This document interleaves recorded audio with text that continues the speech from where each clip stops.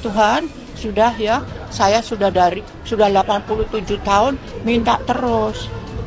Sekarang saya nggak minta deh, apalagi sedunia semua minta, kan tuntun saya dalam hidup saya, tuntun di jalan yang seperti kau kehendaki. Anak kerabat dan saudara ternyata waktu itu memeluk kita, tapi ingat itu pelukan terakhir, karena kita akan dihantarkan ke liang lahat. Kemudian betul kita akan dibawa ke liang lahat, diangkat di atas kepala mereka. Oh, itu bukan pengantin, tapi kita akan disingkirkan, karena sebentar lagi kita yang sering sombong, bau kita busuk. Apa yang kita sombongkan?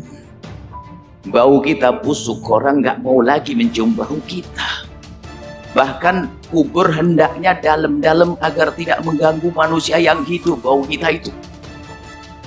Apakah setelah itu kita masih akan sombong? Kita akan diletakkan di liang lahat setelah ditumpangi tanah di atas kepala kita. Akan ada datang kepada kita. Rupanya itu adalah dalam bentuk yang indah. Mengucapkan salam, kemudian Anda ini orang yang wajahnya indah-indah ini. Di saat mendengar salam Anda menjawab, Waalaikumsalam, siapa engkau? Suara itu menjawab, aku adalah sholat malammu yang kau tegakkan selama hidupmu. Ada lagi suara indah, kemudian Anda bertanya, siapa engkau? Aku adalah sedekahmu dulu. Ada lagi suara lebih indah lagi, lalu Anda bertanya, siapa engkau? Aku adalah jalinan silaturahmi yang kau jalin, dan seterusnya. Sebelum kedatangan malaikat mungkar nakir, Anda sudah didatangi dengan amal baik Anda, yang itu menjadikan Anda tidak merasa gentar dan takut di saat berada di alam barzah. Sehingga malaikat mungkar nakir datang bagi Anda adalah seperti hamba Allah yang lainnya. Dia tidak perlu ditakuti, dan dia pun akan menyapa Anda, bertanya dan kepada Anda pertanyaannya laksana sapaan yang indah antara sahabat dengan sahabat. Di saat beliau berkata, malaikat berkata, man rabbuk, Anda pun dengan cepat menjawab Allahu Rabbi, dan seterusnya.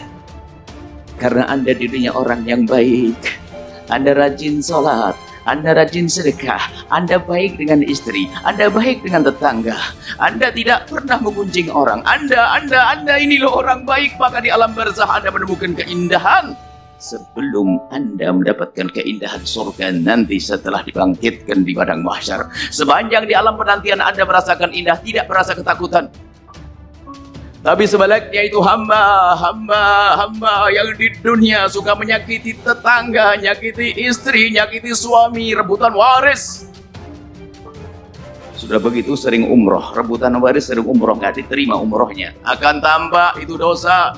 Dan dengan suara menakutkan, kemudian orang itu ketakutan, siapa engkau? Dia menjawab, aku adalah harta saudaramu yang kau ambil dulu. Semakin takut hamba ini, semakin takut hamba ini di alam barzah, semakin takut dan ketakutan.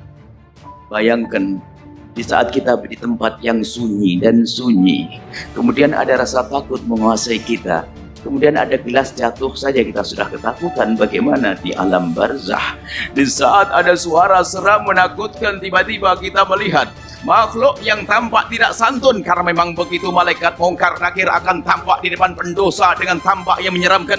Sampai dikatakan matanya biru kehitam-hitaman, suaranya lebih lantang dari halilintar. Kemudian bertanya kepada Anda, man rabb, kepada dia.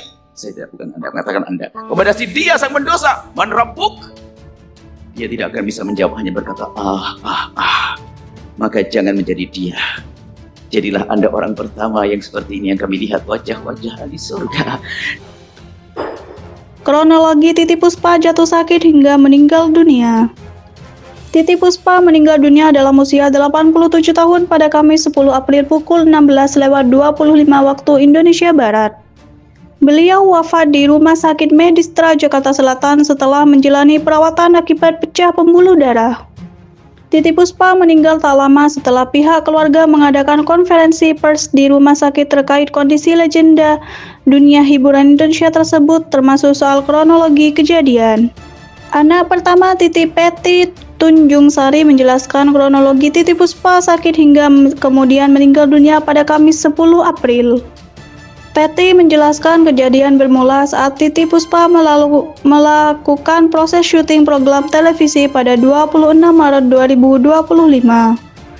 Memang ada kejadian di tanggal 26 Maret 2025 jam 8 malam. Ketika Ibu Titi Puspa sedang menyelesaikan recording di lapor Pak Trans 7 terjadi pingsan jam setengah 9 malam, kata Betty. Alhamdulillah sudah menyelesaikan 3 segmen, kemudian langsung saya ucapkan terima kasih kepada tim Trans 7 yang langsung membawa Ibu Titi Puspa ke Medistra. Lanjutnya, seperti diberitakan Detik Hot, setelah Titi Puspa tiba di rumah sakit, pihak dokter langsung melakukan pemeriksaan mendalam dan menemukan ada pendarahan di otak bagian kiri. Tak lama, dokter melakukan tindakan operasi. Usia Titi Puspa yang sudah menginjak 87 tahun disebut membuat situasi menjadi sangat serius. Meski begitu, dilaporkan operasi berjalan dengan lancar. Dan kami sendiri juga tidak mengerti kenapa terjadi pendarahan karena tanggal 24 Maret itu sehat, papar Betty. Sehat sekali, Ibu Titi Puspa berkumpul dengan 300 yatim piatu di acara Musika Berbagi. Kemudian tanggal 25 istirahat, tanggal 26 syuting lapor Pak. Nah, terjadi seperti itu. Kami tidak tahu kenapa, karena saya sih mengharapkan beliau tidak skip obat hipertensi. Saya tidak tahu karena waktu itu memang tugas yang antar ada 2 asisten. Lanjutnya, dia dibawa ke UGD, kemudian terima kasih kepada Medistra yang begitu cepat menangani ibu saya, diadakan tindakan dan memang ternyata ada pendarahan. Dan hari pertama, kedua, ketiga, masalah operasi itu berjalan dengan baik dan termasuk sukses, tuturnya. Semenjak operasi tersebut, Titi Puspa dirawat secara intensif di rumah sakit secara privat demi menjaga kondisi musisi senior itu. Tak banyak juga informasi yang dibagikan keluarga kepada publik terkait Titi Puspa.